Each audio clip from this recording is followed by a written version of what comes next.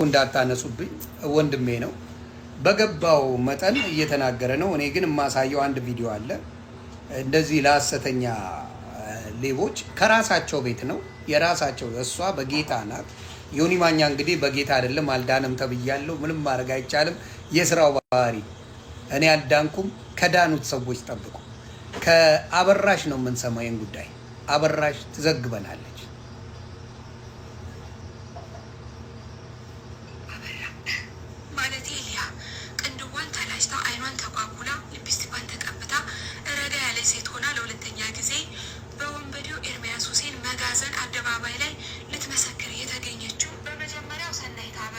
ስሙ ማን ይባላል? ኤርሚያስ ሁሴን የተባለ የነሱ ፓስተር ወይም ነብይ ምናምን የሚባል ሰውዬ ነው። ፓስተር ወይም ነብይ ይባላል። ኤርሚያስ ይባላል። ከነ ቪዲዮ አለ፣ ታዩታላችሁ።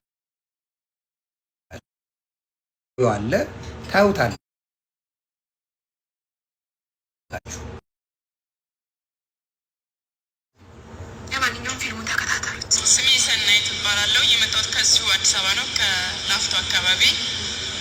እግዚአብሔር ያደረገልኝ ነገር ነሐሴ ሰኔ 1 ነበር የመጣሁት። ሰኔ 5 ቀጠሮ ነበር ጋንዲ እና የ2 ወር ጽንስ ነበረ። ጽንሱ ይቋረጣል አሉኝ እና ከጽንሱ ጎን የሆነ የተቋጠረ ውሃ የቋጠረ ደምም የቋጠረ ነገር አለ።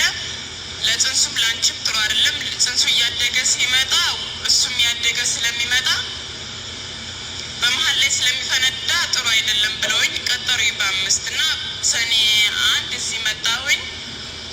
እዛ አካባቢ ነበርኩኝ። አጽፌ በሚያጸልዩበት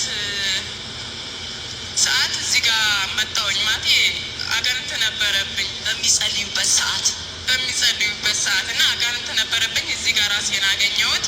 መጨረሻ ላይ በዛ በጥጋ አካባቢ ይሄን ጨረሰች። ወደ ሌላ ልጅ ዜናሽን አልሰማሁም።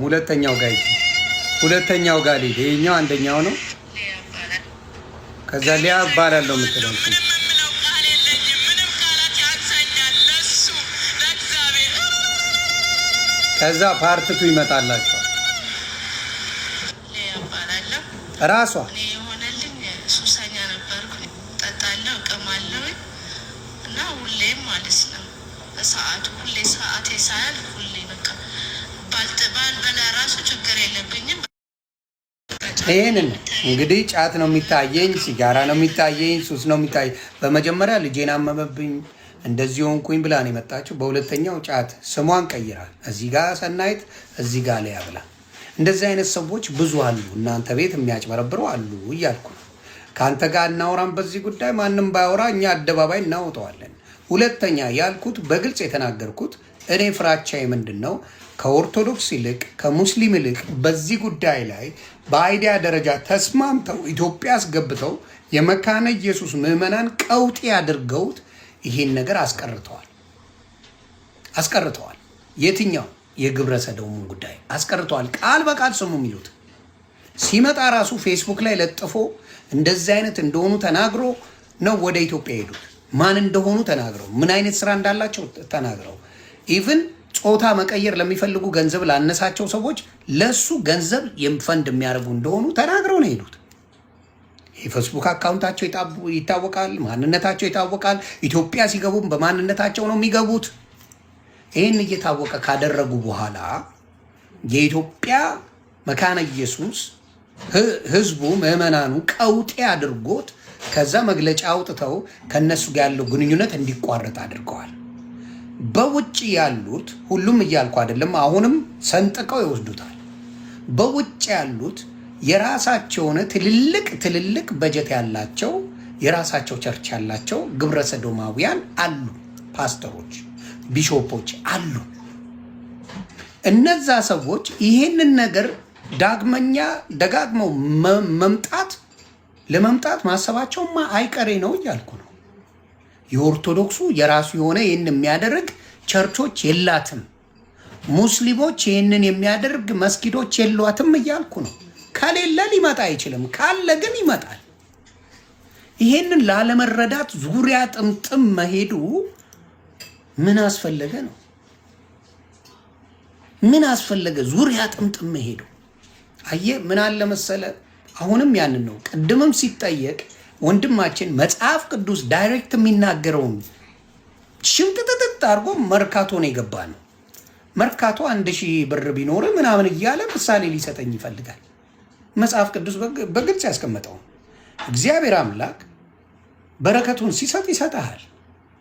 ለማንም እንኳን ለመላእክት ቀኑን ሙሉ ለሚታዘዙት አይደለም ለኛ ለደካሞቹ ሙሴ ገድሎ ለነበረ ገድሎ ለተደበቀው ለሙሴ በረከቱን ሰጥቶታል።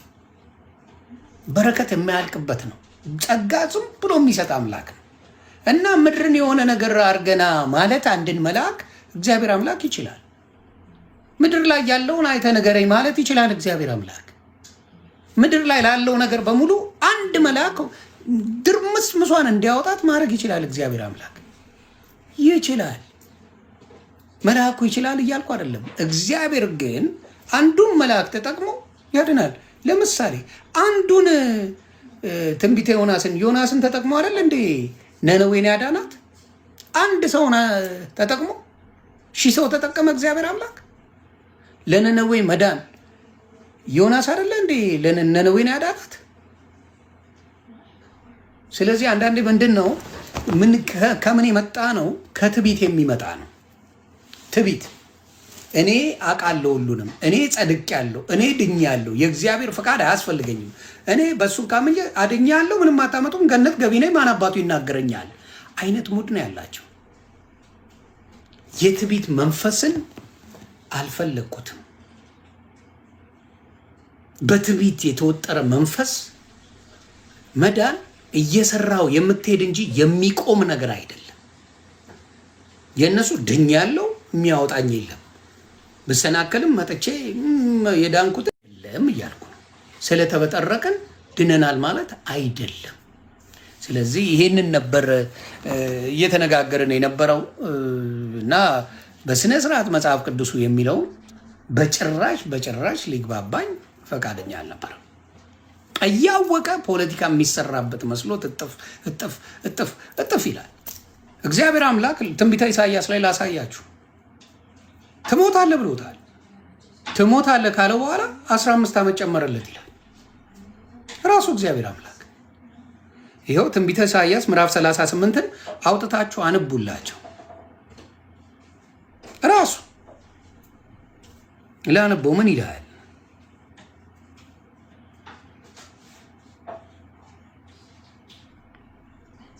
ሶሪ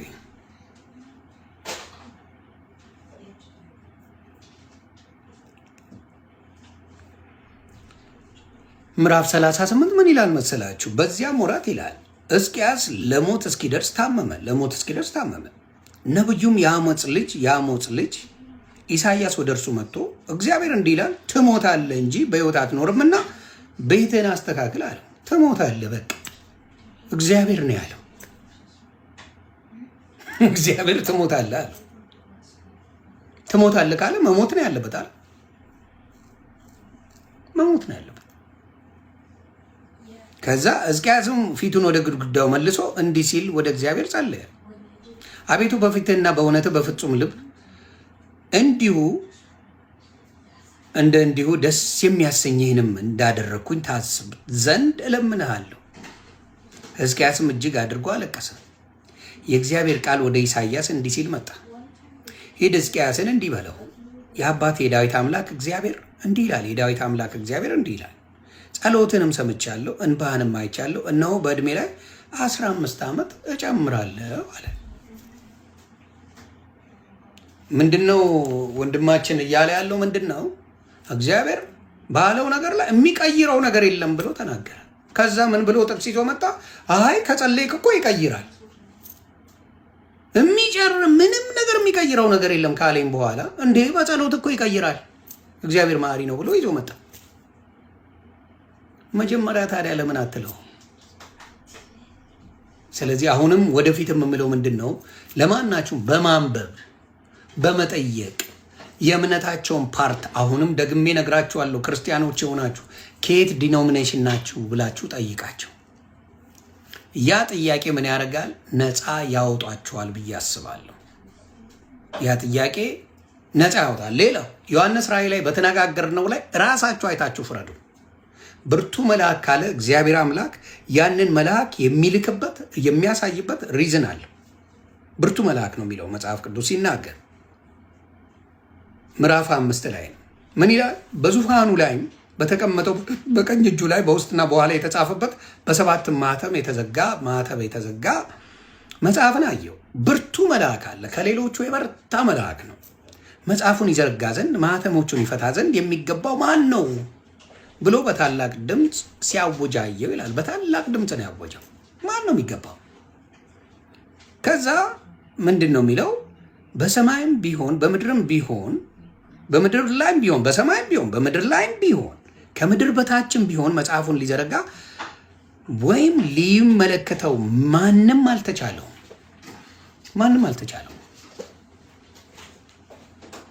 ከዛ መጽሐፉን ሊዘረጋ ወይም ሊመለከተው የሚገባው ማንም ስላልተገኘ አለቀስኩኝ።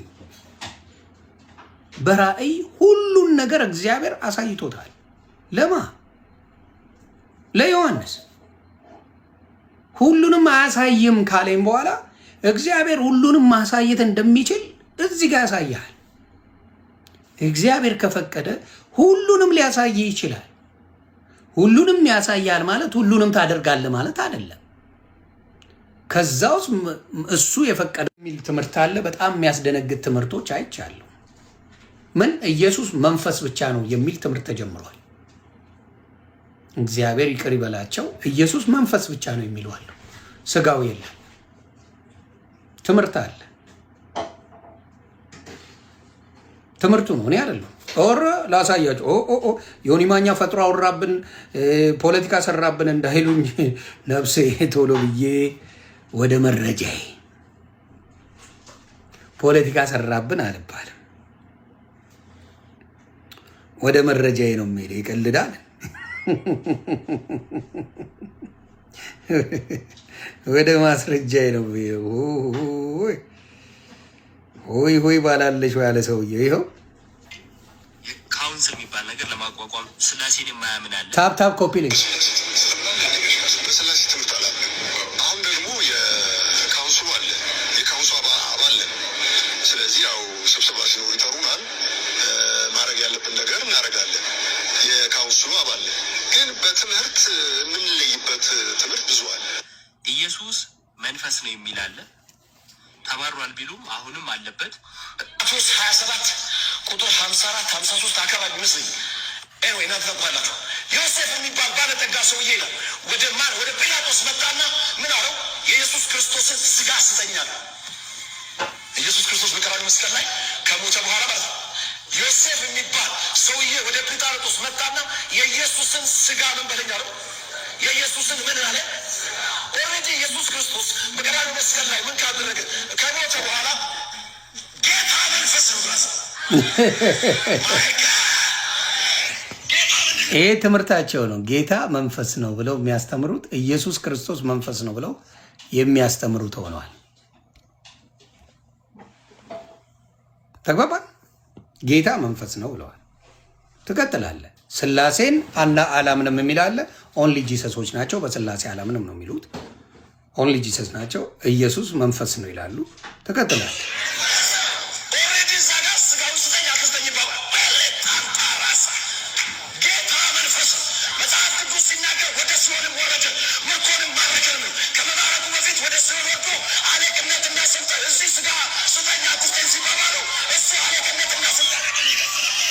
አየህ፣ ሲጮህ እውነት ይመስላል። ቀባጥሮ ጮሆ ስለተናገረ እውነት የተናገረ ይመስላል። ለሚያስተውል ሰው ግን ምን ያደርጋል? እውነቱን ይገለጽለታል። የሚያስተውል ሰው ምን ያደርግለታል? እውነቱ ይገለጽለታል። እውነቱ ይገለጻል። የሚያስተውል ሰው ማለት ነው። ስለዚህ ጮሆ ሲያስጮኋቸው አሜን ሲያስብላቸው ነበረ። እዛ የነበሩትን የሚማሩትን በሙሉ ገደል ከተዋቸዋል። በዚህ አይነት ትምህርት ከማርያም ስጋ አልነሳም የሚል አለ። በምን እንደሆነ ታውቃለህ? የአዳም ዘር የለበትም። ከእመቤታችን ድንግል ማርያም ያለ ወንድ ፈቃድ የተወለደ ነው ኢየሱስ ክርስቶስ። ይህ ወይም ከአዳም ዘር ውጭ የሆነ ነው የሰው ልጆችን ሊያድናቸው የሚችለው። ለዚህ ነው ክርስቶስ ኢየሱስ ከአዳም ዘር ውጪ ተወልዶ እኔና እናንተን ያዳነው። ኢየሱስ የአዳም ዘር የለበትም። ለምን ከድንግል ተወለደ? ይሄ ነዋ ምክንያቱ። ከማንኛውም የአዳም ዘር ቢወለድ ኖሮ እኛን የማዳን ጉልበት አይኖረውም። ምክንያቱም በአዳም የተወራረሰ የውርስ ኃጢአት ይኖርበት ነበር። ኢየሱስ ግን ያለ ውርስ ኃጢአት ምንም የአዳም ዘር ሳይኖርበት በመንፈስ አንድ ሰው ብቻ አይደለም ይሄን ነገር ዮናታንም ተናግሮታል፣ ሌሎች ፓስተሮችም በሙሉ ተናግረውታል። ያልተናገሩ ይህንን ነገር ከቅድስት ድንግል ኦርቶዶክስ ተመሳሳይ ነገር ብዙ የማያራርቅ ነገር አላቸው። ስለዚህ ወንጌል ካላችሁኝ ከፔኔኮስታል the whole denomination የተሻለው ሉተራውያን ነው። ሉተራንስ በቅዱሳን ጸሎት ያምናሉ። መጠመቅ ለመዳን እንደሆነ ያምናሉ። ቁርባን ለመዳን እንደሆነ ያምናሉ። ስለዚህ የቅዱሳን ጸሎት ያምናሉ።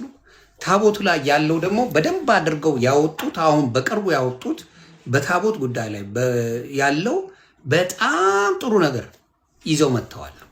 ስለዚህ ሞር ፕሮቴስታንት ከሆናችሁ መሆን ለምትፈልጉ ሰዎች ሉተራውያን ብትሆኑ የተሻለ ነገር አላችሁ። የመዳን ፕሮባቢሊቲው ትልቅ ነው ብዬ አስባለሁ። ሌላው ተረት ተረት ነው የሚያወራል። ዝም ብሎ ድኝ ያለው እቺ በጣም ከሚያስቃችሁ ጥቅስ የሐዋርያት ሥራ ምዕራፍ 4 ቁጥር 12 በፊት ቁጥር 13 ላይ ያለውን ማንበብ እንኳን አልቻልንም። አንዳንዴ ልብን ሲነሳው ማየት እንኳን አትችልም። የሐዋርያት ሥራ ብዙ ጊዜ መዳን በማንም የለም በሚለው ላይ ቁጥር 3 ላይ ብትሄድ ያስደነግጣል። የሚለው ማንበብን የመሰለ ትልቅ ነገር የሚያደርግ የለም። ለምሳሌ ምን ይላል? የሐዋርያት ሥራ ምዕራፍ 4 ቁጥር 12 ላይ ምን ይላል? መዳን በሌላ በማንም የለም፣ አንደበት ዘንድ የሚገባን ለሰዎች የተሰጠ ስም ከሰማይ በታች ሌላ የለምና ይላል። ከዛ ምን ይላል መሰለ? ምን አለ? ከዛ በፊት ያለውን ምን ይል መሰለ? ከዛ በፊት ምን አለ? ቀና ብላችሁ ብትሄዱ ምን አሉ? ከአንድ ጀምሮ ብታነቡት እንደዚህ የሚል ነገር አለው። ለሕዝቡም ሲናገሩ የካህናት አለቆችና የመቅደስ አዛዥ ሰዱቃውያንም ሕዝብ ስላስተማሩና በኢየሱስ የሙታንን ትንሣኤ ስለሰበኩ ተቸግረው ወደ እርሱ ቀረቡ። እጃቸውንም ጭነውባቸው አሁን መሽቶ ነበርና ማግስቱ በወህኒ አኖሯቸው። ነገር ግን ቃሉን ከሰሙት ብዙዎቹ አመኑ። የወንዶቹን ቁጥር 5,000 ያህል ሆነ። 5,000 ሰው በክርስቶስ እንዲያምኑ አድርገዋል። ይሄ የምን ስራ ነው? ወደ ኢየሱስ ክርስቶስ የማምጣት ስራው ምን ይባላል?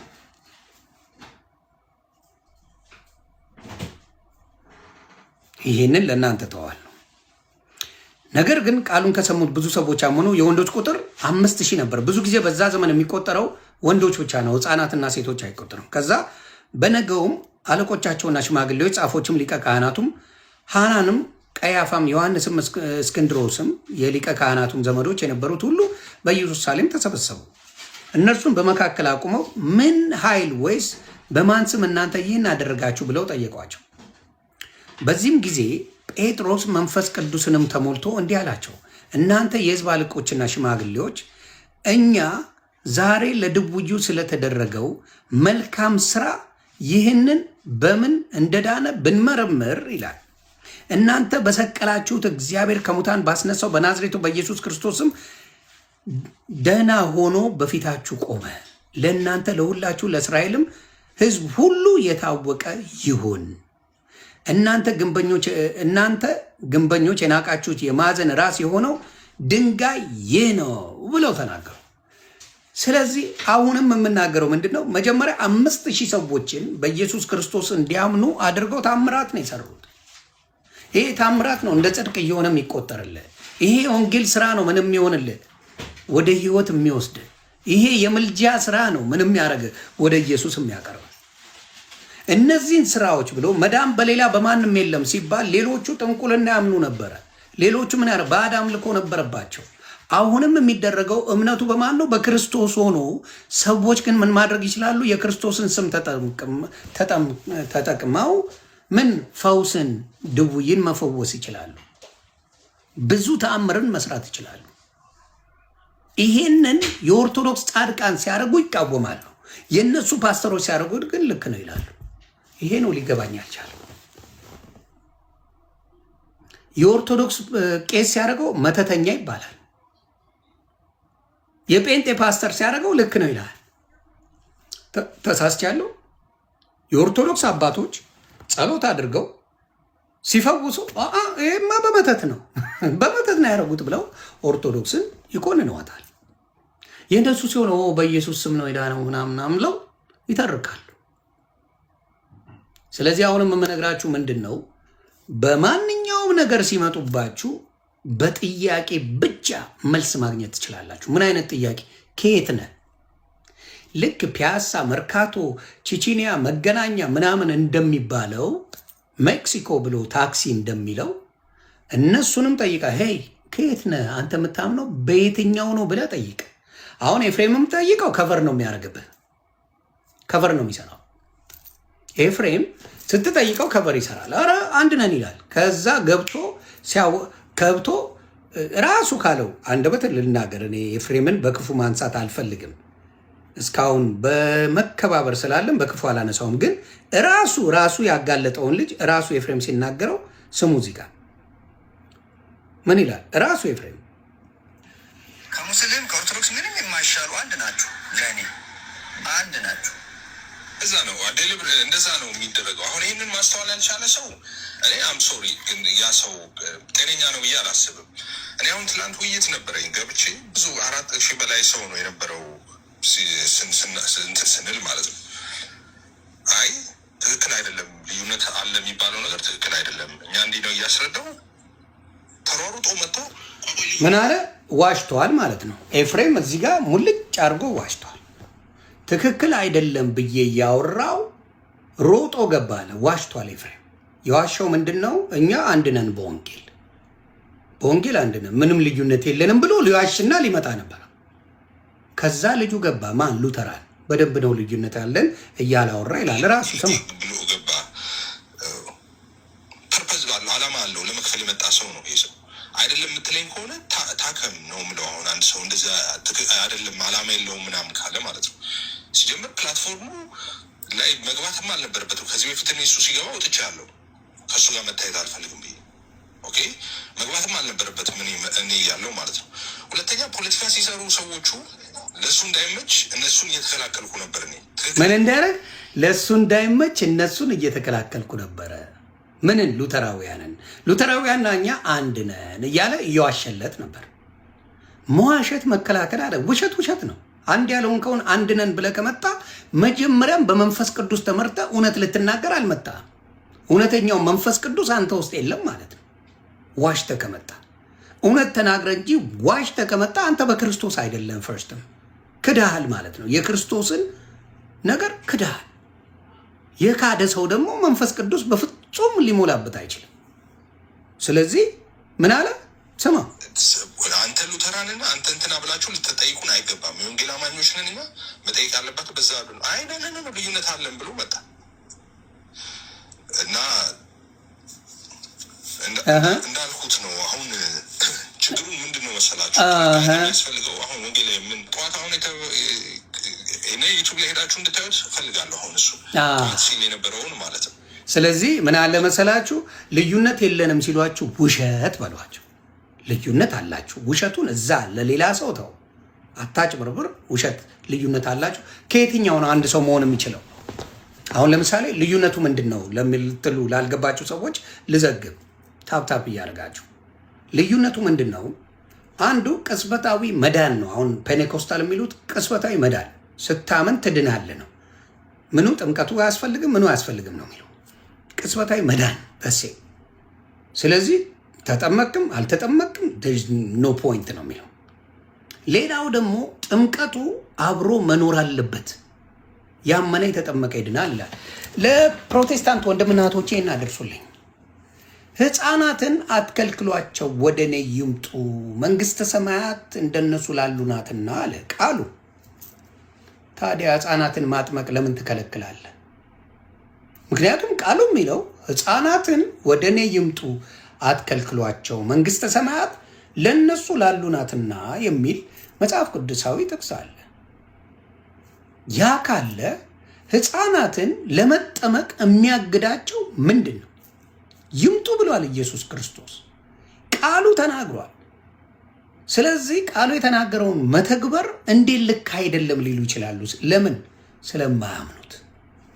ስለዚህ አንደኛው እሱ ነው። ሁለተኛው በምንድን ነው? በቁርባን ላይ። ቁርባን ምን ያደርጋል? በኦርቶዶክስ እና በሉተራውያን ቁርባን የመዳኛ መንገድ፣ በእነሱ ደግሞ ቁርባን እራት ነው። ማንም እንደ ኩኪስ የሚያቀርበው ነው። ቪዲዮዎቹን ተሙ ጋር ስላለ ተሙ ሊያሳያችሁ ይችላል። እንደ ኩኪስ ማንም መጥቶ ተራ ሰው ሊያቀርብ ይችላል። እሱ አለ። ሌላው ምንድን ነው? ስራ አያስፈልግም ነው። ምንድን ነው? የጸደቅነው በኢየሱስ ክርስቶስ ደም ነው። የእኛ ስራ የለበትም ነው። ማንም ለኢየሱስ ክርስቶስ ስራ አላዋጣም። ግን ምን ማመን ያለ ስራ ከንቱ ነው ይላል። ካልሰራበት ማመን ብቻ በየትም እንደማያደርስ መጽሐፍ ቅዱስ ራሱ እየተናገረ፣ እነሱ ግን መጽሐፍ ቅዱሱን ገልብጠው ያወሩታል። ስለዚህ እንደዚህ አይነት ትርምስምሱ የወጣ ነገር ስላለ ያቺን ነገር በ8 ወር ቆይታችን በደንብ አድርገን አይቼ ተረድቼ ብዙ ልዩነት ስላለ አሁን ዮኒ ማኛ ያለበት ሚዛን በሉተራንና በኦርቶዶክስ መካከል ባለው ነው። ሉተራንና ኦርቶዶክስ የሆነ ቴዲ ቤት ገብተው ከተወያዩ በኋላ ውሳኔውን አብረን እናጸድቃለን። እንደዚህ ነው የኔ ሀሳብ። ሉተራንና ኦርቶዶክስ ብዙ ልዩነት ስለሌለ ተጠራርተዋል። ዘማርያም እና ቃል ይነጋገራሉ። ዘማርያም ወይ ቃል በጠፈጠፈው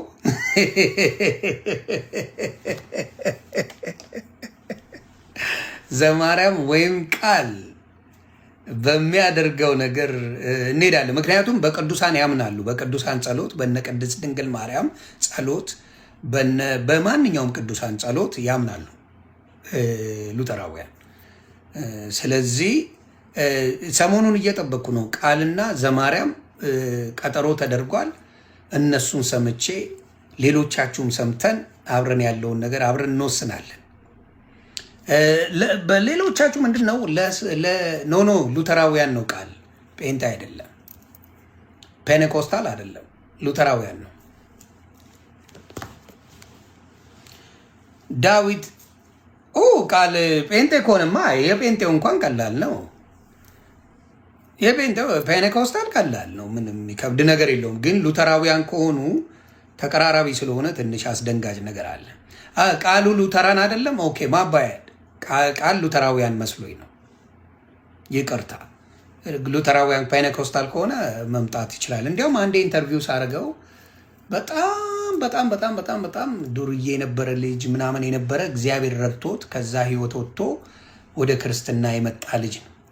በጣም በቃ አንክቴ የተባለ ልጅ ነው። ከዛ ወደ ጌታ ረድቶት ወደዛ የመጣበት ልጅ ነው። ጴንጤ ከሆነ ኦኬ።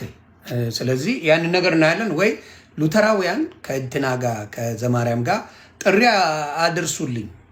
ሉተራውያን ከእነ ዘማርያም ጋር ቢነጋገሩ ደስ ይለኛል። ትዝታው እያለቀሰ እንደሆነ አይተናል። ንፍጣም ብሎላ ተሳድቦ ጨዋ ነው ብለው ጴንጤዎች እያጨበጨቡለት ነው። የማንም ንፍጣም ዋቀጂ ምናምን እያለ ራሱን እንዴት እንደቆለለ ባልታዛር በጣም ነው የደነቀኝ። በእነሱ ትክክል ነው መሳደብ፣ ሌላው ሲሳደብ ግን ብልግና ነው። ስለዚህ እንኳን ዘማርያም እኔ አንጠባጥባቸዋለሁ። ወሬኛ እንኳን ዘማርያም እኔ ሳንጠባጥብ አይደል የምውለው ወሬ ጌታ ኢየሱስ እኔ አይደል እንደ የማንጠባጥባችሁ እዚህ እኔ አይደል እንደ ሚስጥራችሁን አውጥቼ ስታለቅሱ በየቤቱ የምትውሉት። ምን ዘማርያም ጋር ለመድረስ እኮ ብዙ ይቀራቸዋል።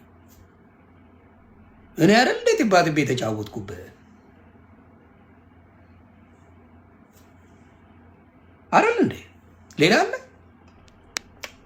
እኔ አይደል እንደ ይኸው ጥባጥቤ ተጫውቼብህ ማንነትህን ምናችሁንም እንደማይገናኝ ብትንትኑ የወጣ ኦርቶዶክስን ለመጥላት የተመደበ በጀት ያላችሁ እንደሆናችሁ የተናገርኩት እኔ። ስለዚህ ምንም እንደሌላችሁ አሳየዋችሁ። ምንም ነገር እምነት